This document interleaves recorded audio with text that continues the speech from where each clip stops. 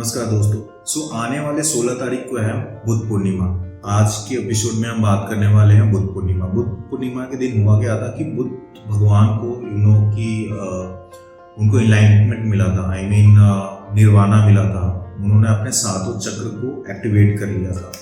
तो इसी टॉपिक के बारे में इस एपिसोड में हम लोग डिस्कस करेंगे। आज हमारे साथ है योजना मैम।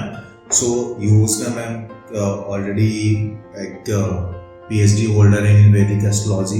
भारतीय विद्यापीठ से इन्होंने एस्ट्रोलॉजी में PhD की है and she is also numerologist, tarot card reader and बहुत सारी स्किल्स। लेट्स गो टू योजना मैम और let's start the topic of Buddha Purnima. Welcome ma'am. आप अपने बारे में थोड़ा सा बताएंगी यूजर्स को हमारे। नमस्ते, मैं एस्ट्रोलॉजर योजना कर। मैंने भारतीय विद्या भवन से एस्ट्रोलॉजी, वैदिक एस्ट्रोलॉजी में आचार्य किया है और मैं वहाँ से रिसर्च कर रही हूँ। साथ ही मैंने PhD की हुई है और न्यूमरोलॉजी, वास्तु और ऑक्युल्ट के बहुत से फील्ड्स हैं जिसमें मैंने काफ़ी नॉलेज गेन की है और लोगों को सर्व कर रही हूँ। और 10 इयर्स का मुझे एक्सपीरियंस है और एज ए काउंसलर भी मैं वर्क कर रही हूँ गुरुजी एप्लीकेशन। ठीक है ma'am. Let's start the topic of Buddha Purnima ji. Ma'am first जो इम्प्रेशन आता है बुद्ध पूर्णिमा सुनकर मेरे हिसाब से बुद्ध भगवान के बारे में आता है। तो इतना तो हम लोग जानते हैं कि बुद्ध पूर्णिमा के दिन भगवान को निर्वाणा मिला था। तो उसका थोड़ा सा मैंने ये भी सुना है कि बुद्ध का मतलब होता है बुद्धि शांति एंड धा का मतलब क्या होता है? बुद्धा। देखो, बेसिकली बुद्ध पूर्णिमा हमारे बहुत पुराने, अगर हम नॉलेज की बात करें तो धर्मों से जुड़ा हुआ है कि बौद्ध धर्म है। और ये बौद्ध धर्म आया कहाँ से? बुद्ध से, भगवान बुद्ध से। क्योंकि भगवान बुद्ध ने बेसिकली सत्य और मृत्यु और इनके सबके ऊपर एक विजय जो होती है वो प्राप्त कर ली थी। अब आज के टाइम में अगर उसे कनेक्ट करके चलें तो यंगस्टर क्या है, यंगस्टर की बड़ी क्यूरियोसिटी होती है चीज़ों को खोजने की। खोजते हैं ना, जैसे कोई भी चीज़ होती है, एनालाइज करना, मेडिकल करना, उसकी जब तक कहते हैं बाल की खाल ना निकालना, तो वो भी एक खोज ही है।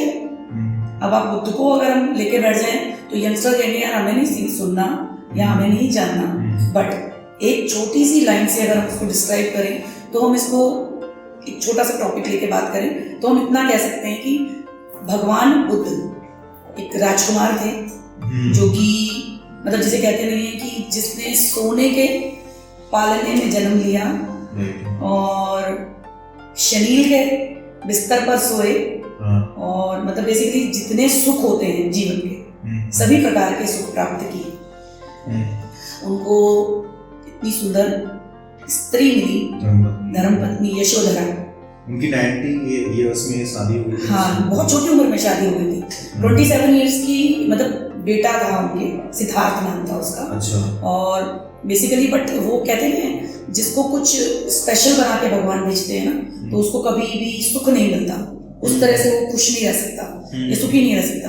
तो बेचैनी उनको इस सुख में भी, इतने सारे सुखों में भी उन्हें बेचैनी रहती थी। तो जब वो 27 इयर्स के हुए तो अपने जैसे महल होता है ना, उसकी बालकनी में खड़े हुए थे। तो बालकनी में खड़े होकर उन्होंने देखा कि एक 4 लोग जो है ना अर्थी को लेके जा रहे हैं और राम राम सत्य है बोलते हुए जा रहे हैं। तो उनके साथ में उनके जो फैमिली का कोई मेंबर थे वो खड़े थे। उन्होंने उनसे पूछा कि ये क्या है? तो उनको बताया गया कि ये बीमार थे, इनका स्वास्थ्य ठीक नहीं था और ये मृत्यु को प्राप्त हुई। तो उनको बड़ा क्यूरियोसिटी हुई कि मृत्यु क्या है, वे मृत्यु है क्या? तो उन्होंने क्या किया कि अब उनके दिमाग में ये चीज घुस गई कि जब इंसान को मरना ही है तो जीवन क्यों लिया? तो इस चीज को लेकर के उनके दिमाग में क्यूरियोसिटी हुई और वो उस चीज को सत्य की खोज में निकल गए कि जीवन क्या है और मृत्यु क्या है और अगर हम जन्म लेते हैं तो हमारा कर्म क्या है, उस खोज में गए। निकले, घूमते रहे, जंगलों में भटकते रहे, लोगों से मिलते रहे, साधुओं से, सन्यासियों से भटकते भटकते वो कहीं से कुछ नहीं प्राप्त नहीं। उन्हें किसी ने वो लॉजिक नहीं दिया जो लॉजिक वो चाहते थे। तो बट एनर्जी बहुत अच्छी थी, कनेक्टिविटी बहुत अच्छी थी और सोच बहुत अच्छी थी, इंटेलेक्चुअल बहुत थे। तो देन वो बरगद के पेड़ के नीचे बैठ गए, जिसको आज की डेट में हम बुद्ध वृक्ष भी कहते हैं, जो गया में बुद्ध गया। और वो वहां पर बैठ करके ध्यान लगा लिया, और वहां ध्यान लगाने के बाद उनका एनलाइटमेंट हुआ। जो उनके चक्रास थे, 7 चक्रास जागृत हुए, जिसको हम कुंडलिनी जागरण भी कहते हैं, और वहां से उनको ज्ञान की प्राप्ति। मतलब उन्होंने प्रोसेस कैसे शुरू, मतलब थ्रू मेडिटेशन, ध्यान कनेक्टेड। और उस देखो पर्टिकुलर व्यक्ति ही निर्मित होता है ऐसी चीजें। अब आप ये सोचो कि हम भी जाएं, बरगद के पेड़ के नीचे बैठ जाएं, हमें ज्ञान मिल जाए, ये भी निमित्त होते हैं इंसान, वही व्यक्ति। क्योंकि ये कहा जाता है कि भगवान बुद्ध भी भगवान विष्णु के ही अवतार थे। भगवान बुद्ध जो बोले गए वो विष्णु के अवतार थे। लेकिन मैम, अगर मैंने माइथोलॉजिकल जो स्टोरी सुनी है उधर, तो जैसे राम भगवान भी विष्णु के अवतार थे, कृष्ण भगवान भी विष्णु के अवतार थे, तो उनके बचपन से वो दिख रहे थे, कर्म या जो भी होता है बोला जाता है वो दिखते थे। लेकिन भगवान बुद्ध के बारे में तो ऐसा बचपन में कभी सुना नहीं कुछ। ऐसा नहीं होता, देखो कि हर व्यक्ति की लाइफ उससे रिलेटेड हो, ये सब युगों के अनुसार होता है। जब आप देखोगे कुछ प्लैनेट्स हैं हमारे, जैसे सूर्य, चंद्रमा, इनको सबको रिलेट किया गया है। इसी तरीके से 12 अवतार विष्णु भगवान के कहे गए हैं, उसमें फिर बुद्ध भगवान का अवतार भी विष्णु भगवान का ही अवतार कहा गया। तो आप अवतारों में अगर गिनोगे तो भगवान बुद्ध भी विष्णु भगवान के ही अवतार माने गए हैं। तो वो कुछ स्पेशल आत्मा थे, तभी उनका एनलाइटमेंट हुआ।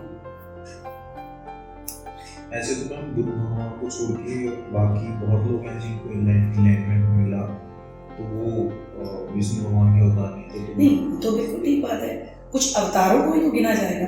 अब ऐसे तो कल की अवतार जो कहते हैं अभी तक जन्म ही नहीं हुआ, तो वो भी भगवान विष्णु के ही अवतार माने जाएंगे।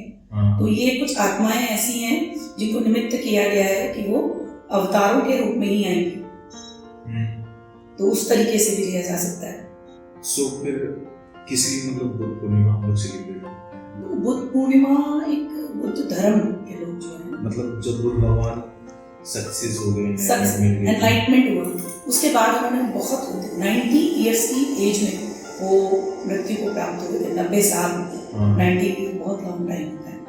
तो जब 27 साल की उम्र में उनको मतलब 49वें दिन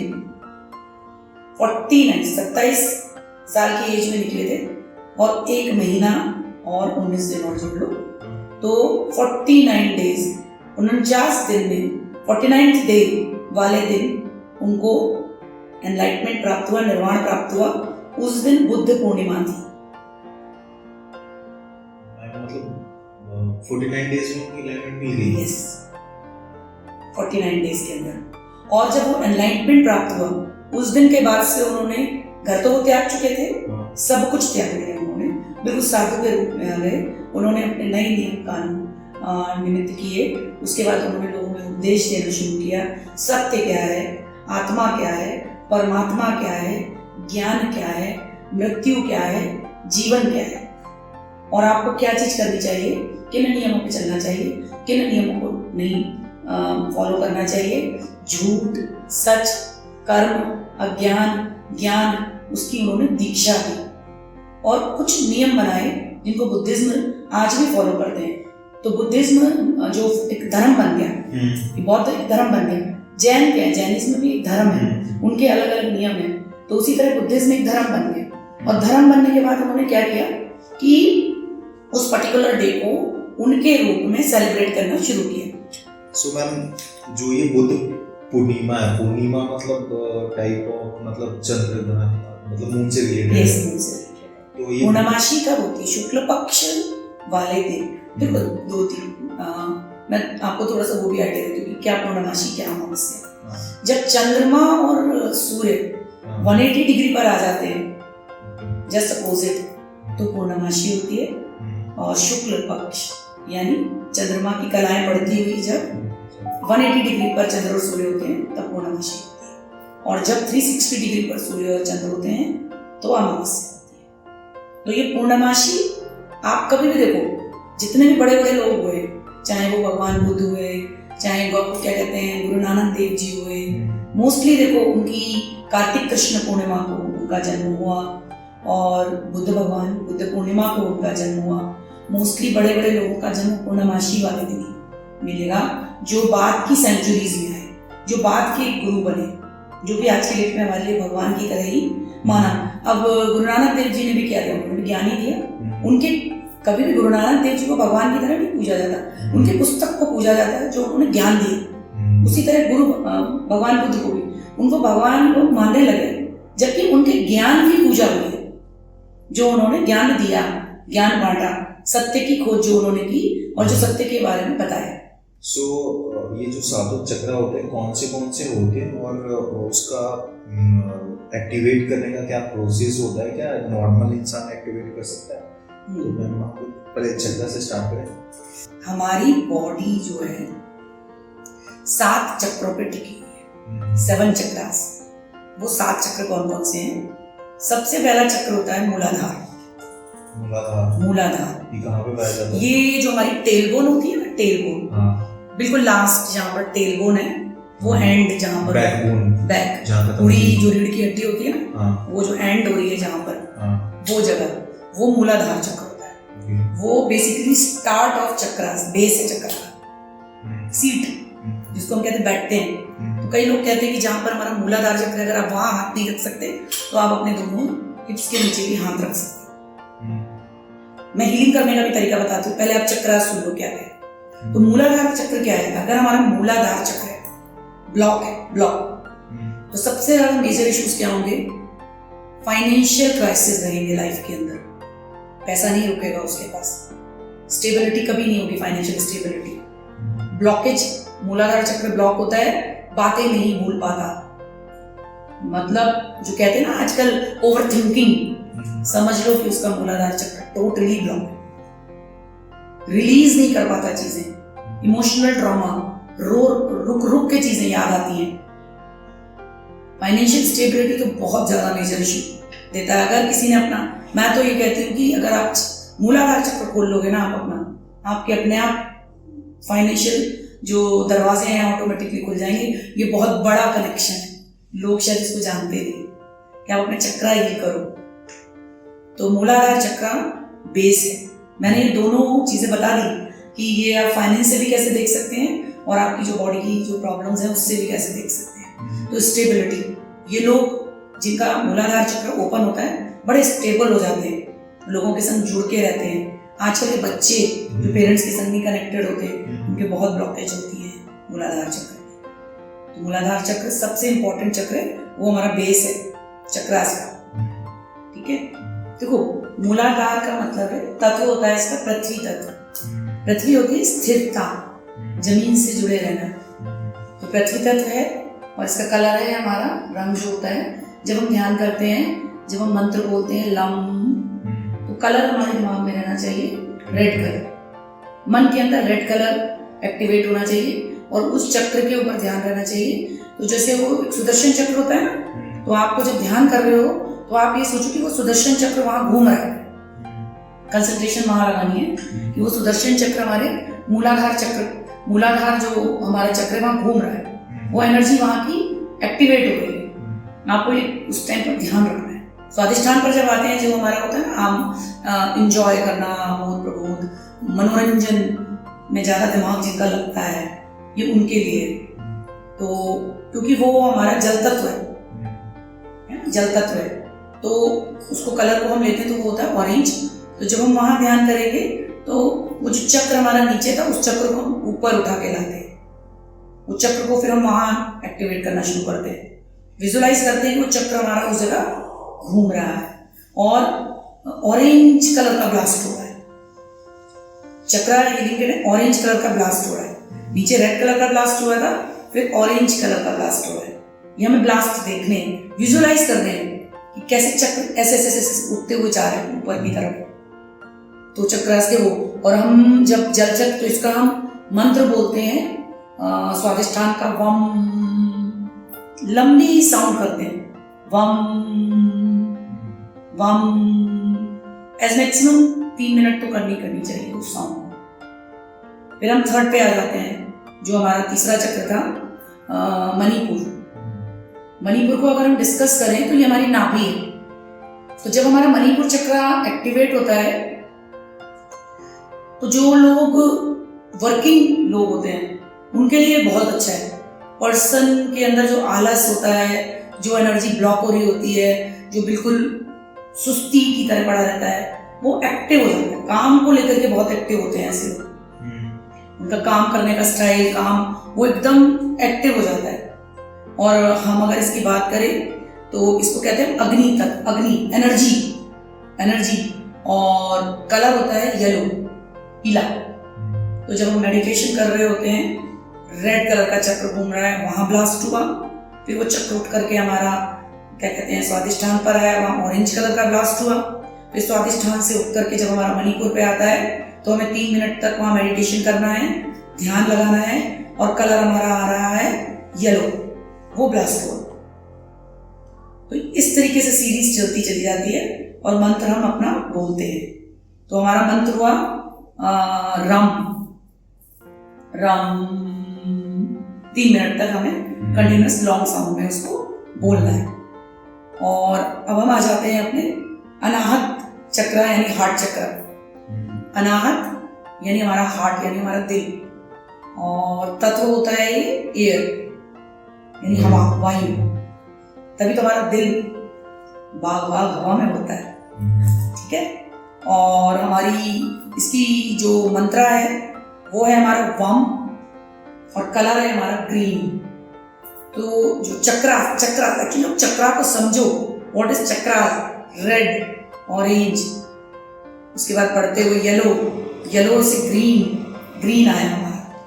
तो हम जब हार्ट चक्रा पर हाथ रखेंगे, रब करके 3 मिनट्स तक जब हम उसका मंत्र बोलेंगे तो हम अनुभव करेंगे कि वो जो हमारा चक्र चल रहा है वो ग्रीन कलर बन रहा है। वहां पर एक पिरामिड के रूप में सीरीज चलती है। पिरामिड बेसिकली गीजा से आए हैं, लेकिन कहते हैं ना वास्तु में भी कि जब आप मंदिर में बैठते हैं, पिरामिड के नीचे बैठते हैं तो शांति अनुभव होती है। तो सेम है चक्रा, एक पिरामिड के रूप में हमारा शरीर भी एक मंदिर का रूप है। उसी तरह से हम मंदिर के रूप में अपनी एनर्जीज को ऊपर ले जा रहे हैं। और कहाँ ले जा रहे हैं? बिल्कुल टॉप मोस्ट पोजीशन पर, जो कि कनेक्टेड हो रही है कहाँ से? हमारे डिवाइन कनेक्टिविटी, भगवान, यूनिवर्स से। तो इसी तरीके से जब हम आ जाते हैं विशुद्धि चक्र हमारा होता है आकाश तत्व है, और हमारा मंत्र है हम, HAM, हम, और लॉन्ग साउंड में बोलना है। और हमारा कलर आ जाता है स्काई ब्लू। तो जब हम ग्रीन से विशुद्धि पे आते हैं तो स्काई ब्लू। जिन लोगों को प्रॉब्लम होती है कि वो अपना खुल के लोगों से बात नहीं कर पाते हैं, अपने मन की बात शेयर नहीं कर पाते हैं, बहुत सी ऐसी बातें जो अंदर दबा के रखते हैं, शेयर मतलब कम्युनिकेशन स्किल्स उनके वीक है, विशुद्धि बहुत खराब है। उसको ओपन करो, आप ओपन हो जाओगे, खुल जाओगे। बहुत से लोग ना शाय नेचर के होते हैं, बोलते नहीं है, बात नहीं करते, डिस्कस नहीं करते, अपनी मन की बात ही नहीं बोलते, बहुत प्रॉब्लम रहती है। 100% विशुद्धि चक्र ठीक है, अपने मन की बातें ना शेयर करना। तो विशुद्धि तक जब हम आ जाते हैं तो ये हुए हमारे चक्रास, बॉडी पार्ट्स के हिस्से। उसके बाद आता है जो हमारा ये है थर्ड आई। ये थर्ड आई और हमारा जो ऊपर का है, जिसको हम हिंदी में बोलते हैं सहस्त्रार्थ। जब हम विशुद्धि पे होते हैं, विशुद्धि के बाद आते हैं आज्ञा चक्र, थर्ड आई, जहां पर हमारी मम्मी लोग बिंदियां लगाती हैं। ये हमारी बॉडी का कंट्रोलिंग पावर है। कंट्रोलिंग नहीं, यहां से तो हम देखते हैं तीसरी आंख, भगवान शंकर की तीसरी आंख थी ना, इसको जिसका ये बैलेंस्ड है, उसका देखने का नजरिया एकदम बैलेंस्ड होगा, विजन क्लियर होगा, विजन बिल्कुल क्लियर होगा। और विजन ही क्लियर रखना है कि वो बेवकूफियां ना करे, वो गलतियां ना करे।